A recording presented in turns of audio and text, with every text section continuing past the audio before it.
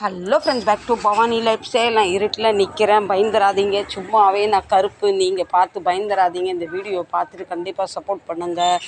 கொஞ்ச நாளாகவே என்னன்னு தெரில, எங்கள் ஏரியாவில் என்ன பிரச்சனைன்னு தெரில. சாயங்காலம் 6 மணி ஆனால் கரண்ட்டு போயிடுது. பின்ன ராத்திரி 10 மணி 11 மணிக்கு வருது. எங்கள் தொழிலே சாயங்காலம் தொழில். பகலை நான் வாங்கி வச்சிருவோம், சாயங்காலம் அதை செஞ்சு தருவோம். இப்போ உங்களுக்கு ஒன்றுமே தெரியாது. தயவு செஞ்சு இந்த என் சவுண்டை மட்டும் கேளுங்க. நாங்கள் நினச்சோம் வெயில் காலம் ஆரம்பிச்சிட்டு இனி எங்களுக்கு எந்த ஒரு பிரச்சனையில் நல்லா தொழிலை பார்த்து இந்த 4 மாதம் சும்மா குளிரில் உட்காந்ததுக்கு நம்ம வியாபாரத்தை பிடிச்சிடலாம் நினச்சோம். வெயில் காலமும் ஆரம்பிச்சிட்டு தொழிலும் ஆரம்பிச்சிட்டு, ஆனால் கரண்டுக்காரனுக்கு எங்கள் மேலே என்ன கோபம் என்ன வருத்தன்னு தெரியல. மொத்த ஏரியாவில் லைட் இல்லை. நிறைய வீட்டில் ஜெனரேட்டர் வச்சுருக்காங்க. ஜெனரேட்டர்னால் யூனிட்டர். எங்கள் கடையில் அப்படி வச்சா அந்த டெய்லி இந்த கரண்ட் போகிற பிரச்சனை தப்பிக்கலாம். ஆனால் நமக்கு அந்த அளவுக்கு நமக்கு வருமானம் எதுவும் இல்லை. நம்ம யூனிட்டர் வாங்கி வச்சு வேலை பார்க்குற அளவுக்கு ரொம்ப கஷ்டமாக இருக்குது மனசுக்கு. என்ன செய்ய தெரில. நீங்கள் நம்ப மாட்டீங்க, தினம் சாயங்காலம் இந்த பசங்களுக்கு நான் என்னை சுற்றி பசங்க நிற்காங்க. தினம் 50-100 ரூபாய்க்கு பிஸ்கட் வாங்கிடுவேன். ஆனால் இன்றைக்கி வியாபாரம் ஒன்றும் இல்லை. காலையிலேருந்து போனி ஆகலை. சரி சாயங்காலாவது விட்டதை பிடிச்சிடலான்னு பார்த்தா இப்படி கரண்டு பிரச்சனையாக இருக்குது.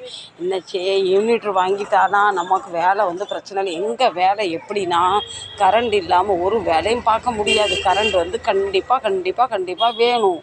கடைக்குள்ளே பாருங்கள், எனக்கு கடைக்குள்ளே உட்காந்து மூச்சு முட்டுற மாதிரி இருந்தாலும் வெளியே வந்துட்டேன். சரி, என் கஷ்டத்தை என் வறுமையை என் ஃபேமிலிகிட்ட சொல்லால, வேறு யார்கிட்ட சொல்லலாம்னு உங்கள்கிட்ட சொல்ல வந்துட்டேன். என்ன செய்யட்டும் நான் சொல்லுங்கள். நீங்கள் சொல்லலாம், புலம்பாத தாய் இது சரியாகும்னு. இப்போ குறைஞ்சி 15 நாளாக இதுதான் நடக்குது. எனக்கு ரொம்ப ஒரு கஷ்டமாக இருக்குது. இங்கே மும்பையில் வெயில் காலம் ஆரம்பிச்சிட்டாலே கரண்ட் பிரச்சனை வந்துடும். என் வீட்டு பக்கத்தில் இந்த கரண்ட்டுக்கு பிரச்சனையே இல்லை. இது நாங்கள் கடை போட்டிருக்க ஒரு கிராமம் மாதிரி. இங்கே அவங்க எல்லாருமே ஜெனரேட்டர் யூனிட்டர் வச்சுருக்கனால அவங்களுக்கு பிரச்சனை இல்லை. யாருமே கம்ப்ளைண்ட் பண்ணுறது இல்லை.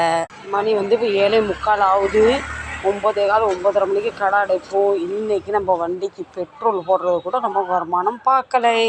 சில நேரத்தில் காலையிலே வியாபாரம் நடந்துடும். ஏதாவது ஒரு 100 200 300 400 ஏதாவது நடக்கும். இன்னைக்கு காலையிலேருந்து நமக்கு இன்னும் போனியாவில்.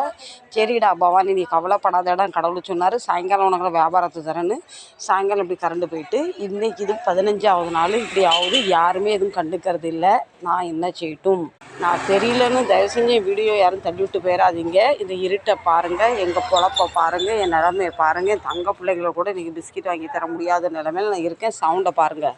நான் டெய்லி இந்த நேரத்தில் ஒரு ஷார்ட் போடுவேன், ரிப்பேரிங்கு வீடியோ ஷார்ட் போடுவேன். ஆனால் இன்றைக்கி கரண்ட் வரும்னு நினச்சா வரவே இல்லை. அதனால் இப்படி. சரி ஃப்ரெண்ட்ஸ், இந்த வீடியோ பிடிச்சிருந்தா கண்டிப்பாக சப்போர்ட் பண்ணுங்கள், லைக் பண்ணுங்கள், ஷேர் பண்ணுங்கள்.